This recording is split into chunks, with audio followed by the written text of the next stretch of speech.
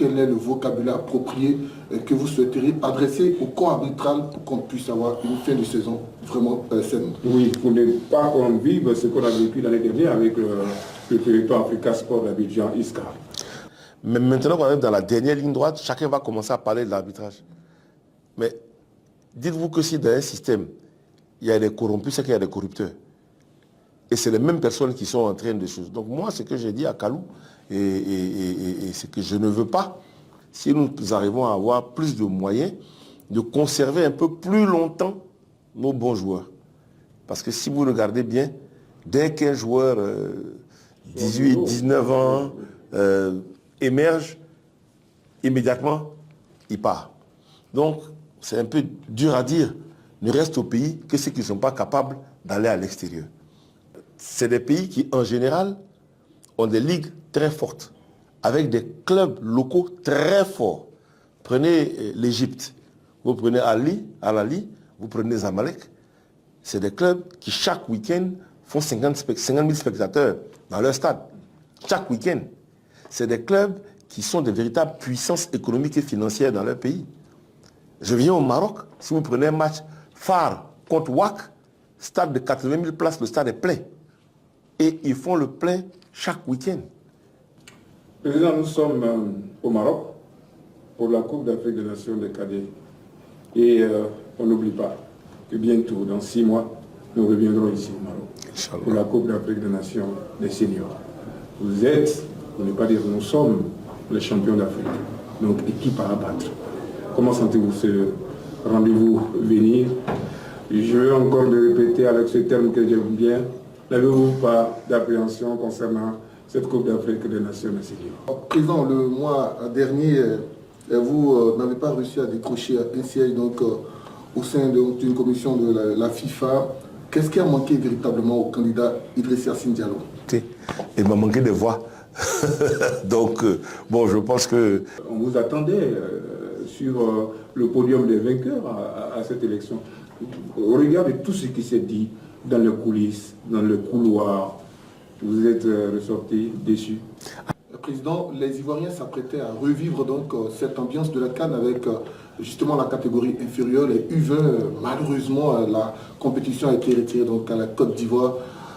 Êtes-vous déçu et quels sont aujourd'hui vos rapports, je veux dire, avec la Confédération africaine de football? Est-ce que la compétition a été retirée à notre pays ou bien vous qui êtes, je dirais, le numéro 1 de notre football, vous avez apprécié le contour de la question de l'organisation et puis appuyé le gouvernement à dire non, que ce n'était plus nécessaire? Non, du tout, du tout. En fait, la commission n'a jamais été retirée à la Côte d'Ivoire. Il faut mettre les choses claires, ça n'a jamais été retiré.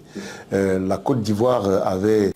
Avant de continuer cette vidéo, j'aimerais dire ceci. Nous venons de prendre une décision très importante. Quelle est cette décision? Dès que nous atteindrons les 50 000 abonnés sur cette chaîne YouTube, 3 maillots officiels des éléphants seront offerts à 3 abonnés, tirés au sort. Mais ce n'est pas tout. L'un de ces maillots sera signé par un joueur des éléphants. Ça sera signé par un de nos champions. Et ce n'est pas fini. Dès que nous atteindrons les 100 000 abonnés aussi, un iPhone 9 sera offert à un abonné parmi tous nos abonnés. On va faire un tirage au sort. Donc, si ce n'est pas encore fait, abonne-toi et partage nos lives et nos vidéos dans tes groupes. Parce que la meilleure façon de nous aider à atteindre les 50 000 abonnés rapidement, c'est de partager nos vidéos et nos lives dans vos groupes. Ça va nous aider à franchir ce cap ensemble.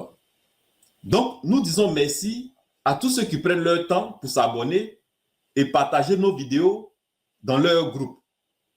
Parce que ici, nous sommes en famille. Dans les catégories de jeunes, le plus important, c'est participer, évoluer, prendre de l'expérience et avancer. Si on peut gagner, alhamdoulilah. Si on ne peut pas gagner, mais qu'on a bien travaillé, on gagnera lors de la prochaine opportunité. Et donc je pense que c'est ce qui explique un peu ma posture. En venant ce match contre le Maroc, on savait que c'était le pays organisateur qui jouerait devant son public sur ses installations. Personnellement, vous n'aviez pas d'appréhension? Non, je n'ai aucune crainte. J'ai énormément confiance en ce groupe de gamins qui est là.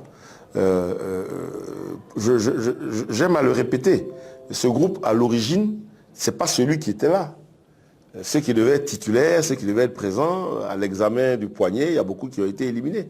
Donc ceux qui sont là, ils sont venus progressivement à ce niveau de compétition.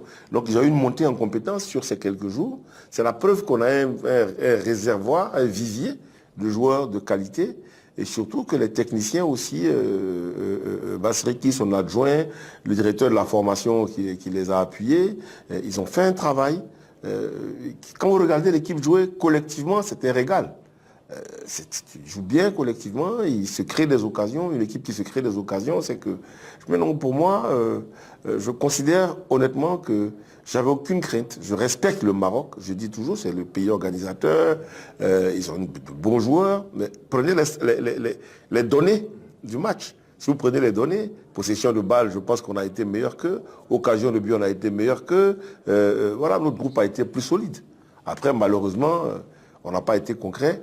L'histoire ne retient que les vainqueurs, pas ceux qui ont dominé. Donc l'histoire retiendra que nous avons perdu. Voilà. Mais sinon, je pense que je suis satisfait. Bonsoir, Président Idriss. Alors ces gamins, on les a vus donc dans le vestiaire, tous en pleurs, en larmes. Vous êtes descendu avec une forte délégation pour essayer de remonter donc ces garçons-là. Quel est le message que vous avez véhiculé à ces gamins dans le vestiaire après ce match, cette élimination face au Maroc? Bon, c'est un message simple. Je les avais vus à midi. Et je leur avais dit à midi, écoutez les enfants, c'est le moment d'écrire votre histoire. Vous avez l'opportunité d'écrire votre histoire et de rentrer dans l'histoire. Donc il faut saisir votre chance. Si vous ne la saisissez pas, vous allez avoir après des regrets. Et malheureusement, ils n'ont pas saisi leur chance. Et donc ils étaient très malheureux. Je leur ai simplement dit, ce qui est fait est fait. Il ne faut pas rester dessus. Il faut tirer les enseignements. Qu'est-ce qui n'a pas marché? Pourquoi ça n'a pas marché? Et puis être prêt à affronter les prochaines étapes. Donc je leur ai dit oui, que exactement ce que je vous ai dit. Je suis malheureux parce qu'on a perdu, mais je suis content de ce qu'ils ont fait comme travail. Et je les encourage à continuer parce que le prochain objectif, c'est déjà rencontrer nos frères du Burkina Faso demain. Et on a une revanche à prendre. Ils nous ont battus au Ghana. Oui. Donc c'est l'occasion de... Comme disent les Ivoiriens, on a un riz couché. Donc c'est l'occasion de gérer ce riz couché-là. Et puis une fois qu'on a fait ça, il faut se concentrer sur la Coupe du Monde qui est la prochaine étape où on va avoir des ambitions élevées. Alors Président, cette participation de ces éléphantos à cette campagne de la CAN de leur génération traduit-elle la renaissance donc, du football des jeunes en Côte d'Ivoire? Écoutez, depuis que nous sommes arrivés à la tête de la Fédération, nous sommes arrivés avec un projet. Ce projet était en 14 points, je crois. Nous avons réalisé 13 sur les 14. Et un des points de base, c'était le football des jeunes. Et donc, vous pouvez vous-même le constater, on joue dans toutes les catégories, au plan international. On a les U15 scolaires qui vont au Ghana la semaine prochaine. On a les U17 féminins qui vont jouer les éliminatoires de la Coupe du Monde. On a les U17 masculins qui sont ici. On a les U20 masculins qui étaient engagés, ainsi de suite. Donc, on est en train de relancer totalement le football des jeunes au plan international, mais pas que. Au plan national, le directeur technique est là et vous dira, il est en train de préparer le lancement de compétition des U13 et U15, je crois, éclatés dans chaque région avec les présidents de ligue pour relancer vraiment cette activité-là. Donc pour nous, le football des jeunes est en train de renaître, de redécoller, parce qu'il est important de donner l'opportunité à tous nos enfants, sur toute l'étendue du territoire, de jouer au football. Les grands axes donc, de votre politique en matière de développement du football des jeunes. Regarde à présent, puisque vous avez réussi le pari d'arracher le ticket pour la phase finale de la prochaine Coupe du Monde qui aura lieu au Qatar, regarde justement vers le Qatar pour ce grand rendez-vous du Gotha, du football mondial. avec quelle ambition? Vous figurez parmi les 10 meilleurs de notre continent. L'objectif, il est clair. Hein. Déjà, c'est aller apprendre. Je répète, dans le football, les jeunes, il faut apprendre. J'étais avec Arsène Wenger durant le match et on parlait avec Arsène. On a parlé avant, on a parlé pendant, on a parlé après. Et Arsène me disait que ce qu'il appréciait dans l'équipe de Côte d'Ivoire, c'était la façon dont les joueurs jouaient, la recherche de solutions, offrir des solutions, le collectif. Parce que pour lui, qui est le père de ce projet de Coupe du Monde chaque année, c'est Arsène Wenger qui en est le père au titre de la FIFA. Pour lui, c'est comme ça que les jeunes peuvent évoluer dans les meilleures conditions possibles. Donc oui, on va y aller. On va y aller avec l'objectif d'aller le plus loin possible, de finir, si possible, aller dans la première dizaine mondiale, donc sortir déjà des poules et puis faire 1 ou 2 matchs et aller le plus loin possible. Et pour nous, si vous avez bien remarqué, cette équipe, dès qu'elle a été qualifiée au Ghana, quand on est rentré à Abidjan, chaque mois, il y a eu un regroupement. Chaque mois, un regroupement pour se préparer. Et là, maintenant, quand on va rentrer à Abidjan, les jeunes vont rentrer un peu en famille, respirer, etc. Et on va relancer déjà la préparation pour le mondial. Le colonel Koné, qui est mon collaborateur qui s'occupe de ce projet avec Laurent Boli, ils ont vraiment à cœur, sur nos orientations, nos instructions, de faire la meilleure préparation possible pour que sur cette Coupe du Monde, la Côte d'Ivoire ait le meilleur comportement possible. Donc l'objectif sera assez élevé. Alors Président, 12 ans après, la Côte d'Ivoire a réussi donc à retrouver, je vais dire, cette compétition de la Coupe du Monde. La dernière participation, la Côte d'Ivoire avait terminé en quart de finale. Est-ce que cette sélection-là sera bonifiée? Est-ce que la fédération prévoit donc d'aller détecter, d'aller fouiner dans le vieux continent, dans ces championnats pour sortir donc des jeunes qualitatifs pour essayer donc d'épauler ceux qui font déjà partie de cette sélection-là? Je ne veux pas me prononcer là-dessus, c'est le travail des techniciens. Les techniciens auront la responsabilité de regarder l'existant. Et s'ils ont besoin de renforts, effectivement, venant d'Europe ou venant d'ailleurs, ils nous le diront. Mais il y a un groupe qui a travaillé là, il y a un groupe qui a eu ce bon comportement, qui a obtenu ces résultats. Bon, ce groupe doit être la base de ce que nous allons, du groupe qui va aller à la Coupe du Monde. Maintenant, il est évident que c'est le football, il peut y avoir des blessures, il peut y avoir un certain nombre de choses qui se passent. Donc si quelque part il y a besoin de renforcer, le technicien me le diront, avec le staff qui est chargé de ça. Nous ne sommes pas fermés, mais ce n'est pas non plus une priorité. On va essayer d'avoir les meilleurs Ivoiriens possibles. Président, nous sommes au Maroc pour la Coupe d'Afrique des Nations des cadets. Et on n'oublie pas que bientôt, dans 6 mois, nous reviendrons ici au Maroc Inch'Allah. pour la Coupe d'Afrique des Nations des seniors. Vous êtes, pour ne pas dire nous sommes, les champions d'Afrique. Donc équipe à abattre. Comment sentez-vous ce rendez-vous venir? Je veux encore le répéter avec ce terme que j'aime bien. N'avez-vous pas d'appréhension concernant cette Coupe d'Afrique des Nations des seniors? Non, on n'a aucune appréhension, on n'a aucune appréhension. Aucune. Vous savez, le Seigneur nous a fait grâce de gagner la Coupe d'Afrique dans notre pays. C'est une grâce, c'est un honneur, c'est une fierté. Aujourd'hui, nous sommes champions d'Afrique en titre, mais ça, c'est le passé. Ça veut dire qu'il faut regarder l'avenir. L'avenir, c'est la Coupe d'Afrique au Maroc. Il est évident que toutes les sélections qui viennent au Maroc viennent pour être championnes. Donc, au même titre que nous. Et nous allons défendre crânement notre titre. On sera l'équipe à abattre, c'est sûr, mais on va tout faire pour conserver le titre. On ne va pas se cacher, on ne va pas venir dire on va venir tout faire pour conserver le titre. L'objectif pour nous, c'est conserver notre titre. Maintenant, il est évident que tous les autres vont vouloir nous le retirer. Il s'agira pour nous d'être suffisamment prêts, d'être bien préparés, d'être prêts pour pouvoir affronter toutes les équipes. Comme je disais, si vous voulez être champion d'Afrique, il faut battre tout le monde. Vous ne pouvez pas dire et puis vous cacher derrière des choses. Non, on va assumer. On va assumer.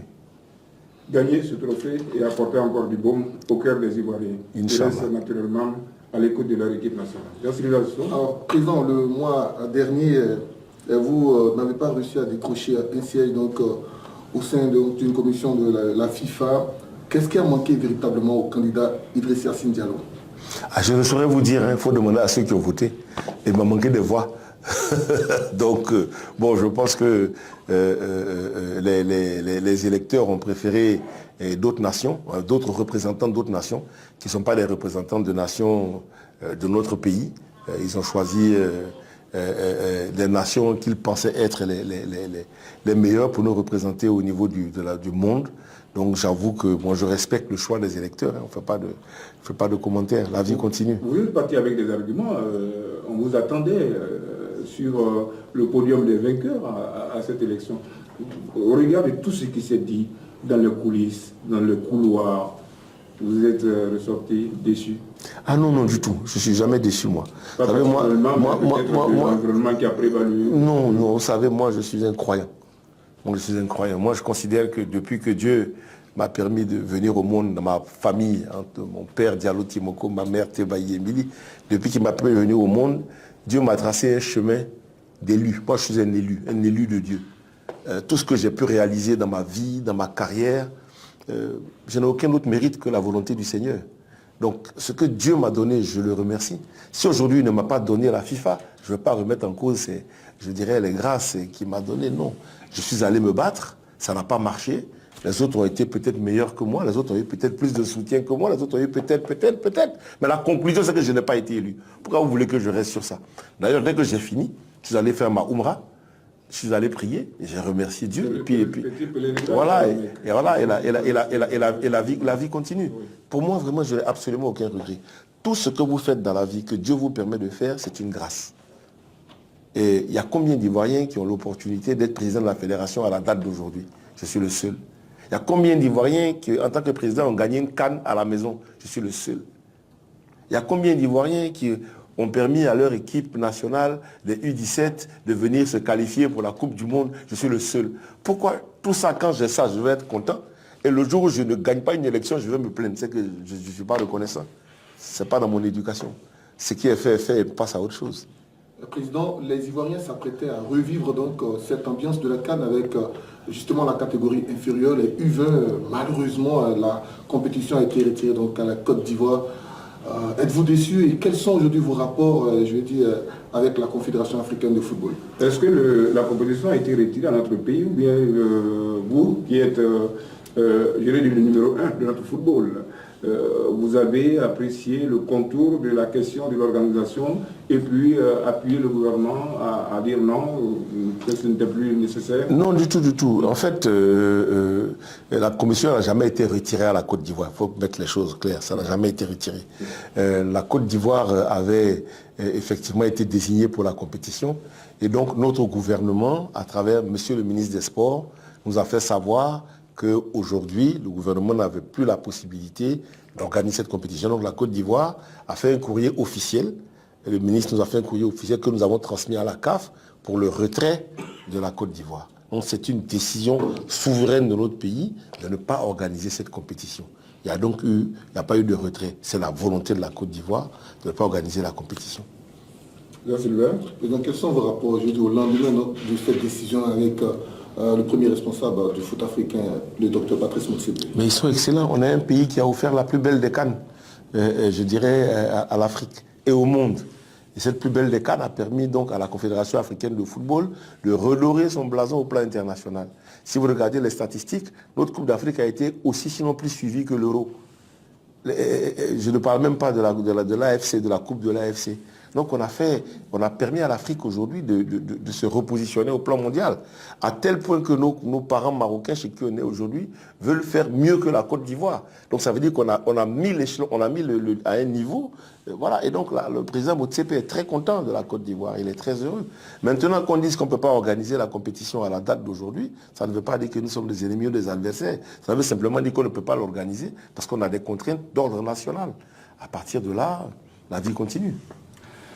Le club ivoirien en Coupe d'Afrique, le dernier, c'était la SEC Mimouza qui est tombé en quart de finale devant l'équipe de Berkane du Maroc.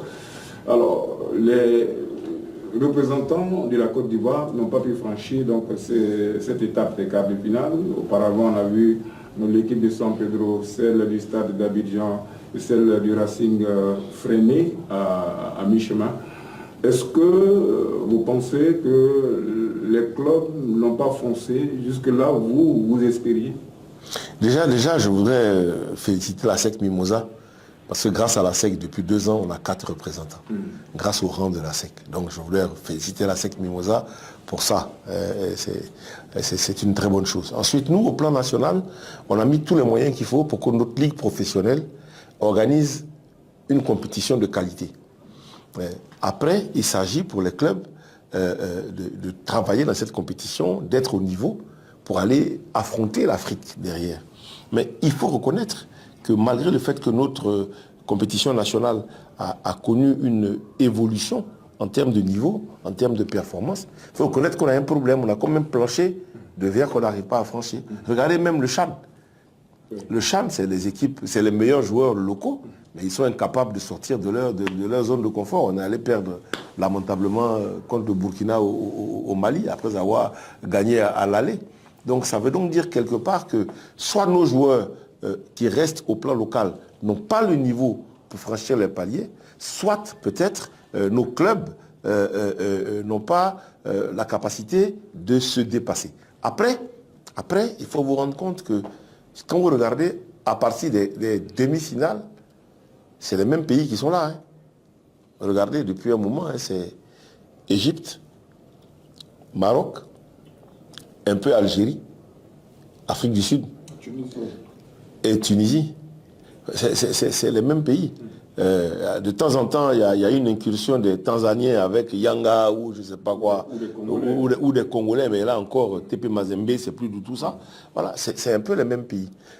Donc, c'est des pays qui, en général, ont des ligues très fortes, avec des clubs locaux très forts. Prenez l'Égypte, vous prenez Al-Ahly, vous prenez Zamalek. C'est des clubs qui, chaque week-end, font 50 000 spectateurs dans leur stade. Chaque week-end. C'est des clubs qui sont de véritables puissances économiques et financières dans leur pays. Je viens au Maroc, si vous prenez un match phare contre WAC, stade de 80 000 places, le stade est plein. Et ils font le plein chaque week-end. Donc ils ont un niveau de performance qui est connu. Vous allez en Algérie avec l'USM, vous allez en Tunisie avec l'Espérance, c'est un peu ça. Je ne parle même pas de l'Afrique du Sud, où ils ont le pays avec les plus grands droits de télévision d'Afrique, en termes avec Supersport, et avec donc ces équipes-là. Donc, quelque part, on est dans un processus où c'est des pays qui ont de gros moyens localement pour que leurs équipes puissent... Mais même dans ces pays, si vous regardez bien, c'est quasiment les mêmes équipes qui sont devant. Là, cette année, on a Berkane qui est sorti champion au Maroc. Oui, avant terme. Voilà, avant terme. Bon, donc, je pense qu'ils ont réussi à se positionner. Donc, j'estime qu'on doit continuer à travailler chez nous pour améliorer le niveau de nos équipes. On doit continuer à travailler. Et on doit aussi essayer, si nous arrivons à avoir plus de moyens, de conserver un peu plus longtemps nos bons joueurs. Parce que si vous regardez bien, dès qu'un joueur 18, 19 ans émerge, immédiatement, il part. Donc, c'est un peu dur à dire. Ne reste au pays que ceux qui ne sont pas capables d'aller à l'extérieur. Et malheureusement, ça, c'est une difficulté que nous avons. Président, notre matière première, c'est bien entendu la Ligue 1 ivoirienne. Ensuite vient la Ligue 2. Nous sommes là en fin de saison. Quel est le message que vous souhaiteriez adresser donc aux supporters donc, de ces nombreux clubs-là? Parce que le titre se joue en Ligue 1 entre l'AFAD, le Stade, la SEC, mais également dans le bas du tableau, la course pour le maintien est en ce moment très dense. Et surtout, quel est le vocabulaire approprié que vous souhaiteriez adresser au corps arbitral pour qu'on puisse avoir une fin de saison vraiment saine? Oui, pour ne pas qu'on vive ce qu'on a vécu l'année dernière avec le territoire Africa Sport d'Abidjan Iscar. Vous savez que je n'ai pas attendu la fin de la saison. Hein. Et depuis le début de la saison, j'ai mis en place pour la première fois en Côte d'Ivoire l'arbitrage professionnel. J'ai mis en place avec Kalou et son staff un arbitrage professionnel qui est suivi. Et il y a une évaluation qui est faite régulièrement pour voir le niveau des arbitres. Vous vous rendrez compte que durant toute la saison, là, on n'a pas eu trop de bruit sur l'arbitrage. Mais maintenant qu'on arrive dans la dernière ligne droite, chacun va commencer à parler de l'arbitrage. Mais dites-vous que si dans un système, il y a des corrompus, c'est qu'il y a des corrupteurs. Et c'est les mêmes personnes qui sont en train de choses. Donc moi, ce que j'ai dit à Kalou, et c'est que je ne veux pas qu'on puisse nous prendre à défaut sur la qualité de l'arbitrage. Je veux que nous soyons un juge juste et équitable, que le meilleur gagne. Ce qui fait que depuis à peu près 2-3 journées, maintenant la CCA ne désigne plus les arbitres avant. On ne connaît plus les arbitres qui vont siffler. Les arbitres qui vont siffler sont connus le jour du match, à l'heure du match. Ce qui fait que bon, il y a très peu de risques qu'ils soient soumis à un certain nombre de choses. Ça, c'est un. De deux, ce que je peux dire, c'est qu'il faut que les clubs se concentrent sur leur objectif en tant que club. Préparer leurs équipes, avoir les joueurs les plus performants possibles, et puis aller essayer de gagner sur le terrain. Et les supporters, il faut simplement qu'ils soutiennent leurs équipes de façon fair play. Et je pense que si chacun joue ce rôle, chacun joue sa partition, on devrait pouvoir avoir une fin de championnat sans trop de... La preuve, regardez, vous parlez de la Ligue 1, ASEC, AFAD, Stade. Ils se tiennent à 1 point chacun. Oui, c'est serré en fait. Mais si vous regardez bien une équipe comme l'AFAD, ils n'ont jamais quitté les 3 premières places depuis le début de la saison. L'ASEC et le Stade étaient en bas parce qu'ils avaient des matchs en retard. Mais dès qu'ils ont fini les matchs en retard, qu'ils sont venus, ils sont remontés. Donc, il n'y a pas de secret, quoi. C'est le travail. Président, cette question-là, vous l'avez répondu à maintes reprises, c'est la question de la VAR. Nous sommes en fin de saison.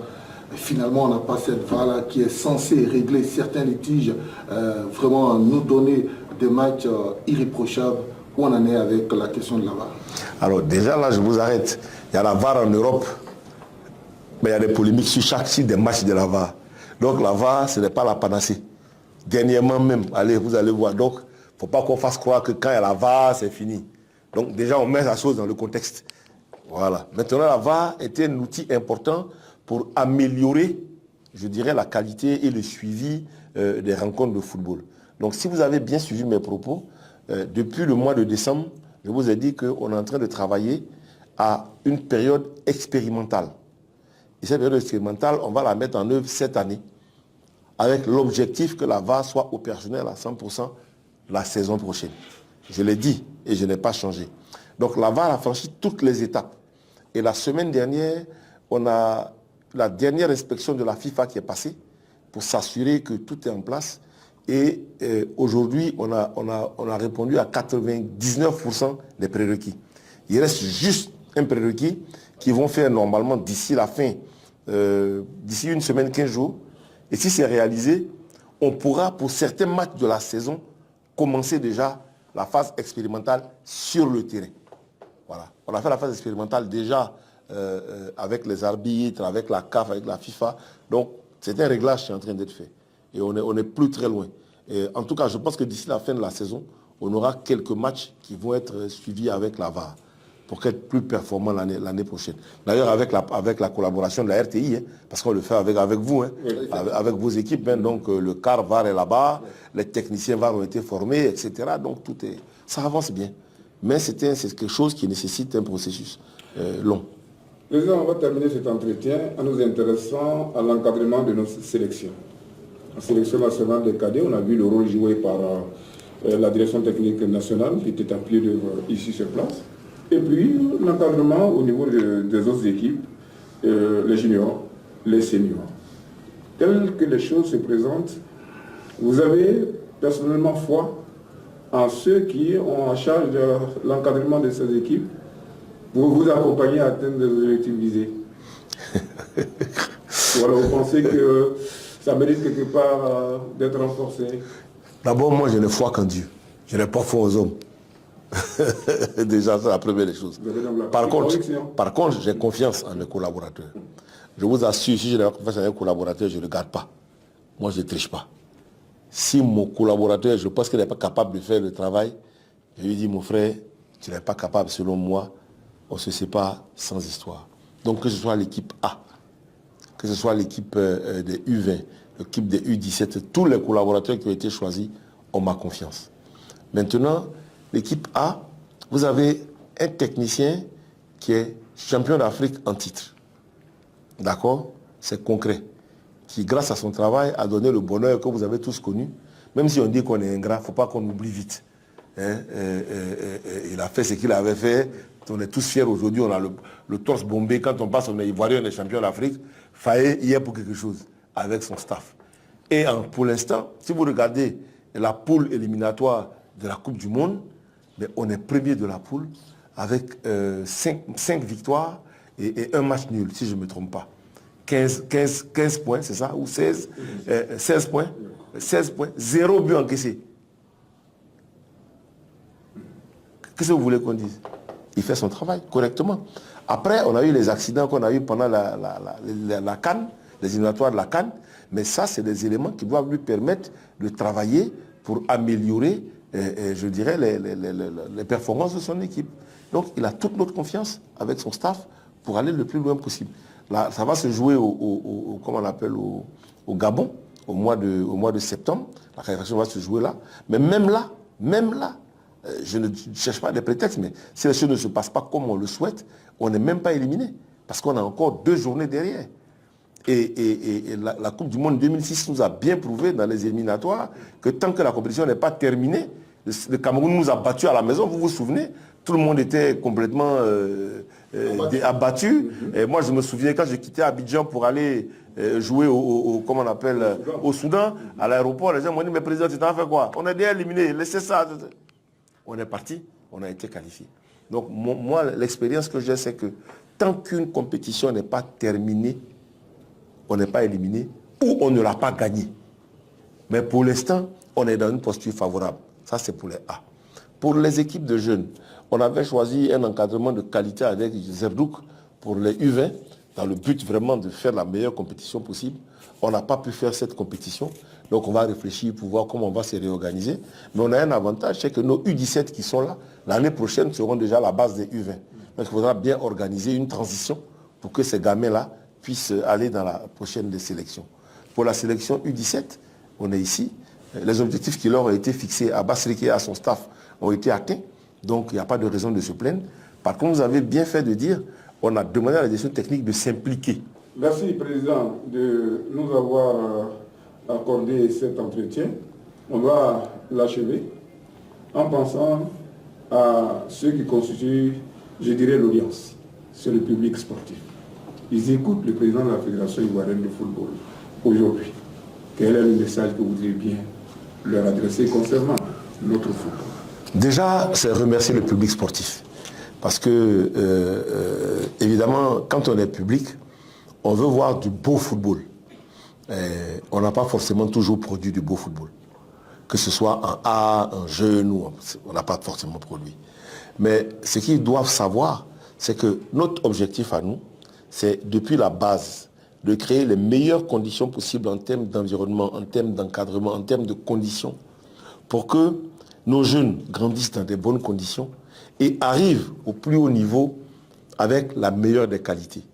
Notre objectif, c'est de faire en sorte que toutes les équipes de Côte d'Ivoire, que ce soit en club ou en équipe nationale, en filles comme en garçons, dès qu'elles sortent pour représenter notre pays, puissent représenter dignement les couleurs de notre pays. Donc, il faut qu'ils sachent que nous sommes impliqués, appliqués, concentrés et que nous travaillons vraiment pour faire flotter le drapeau de notre nation au firmament de l'Afrique et pourquoi pas du monde dans toutes les compétitions.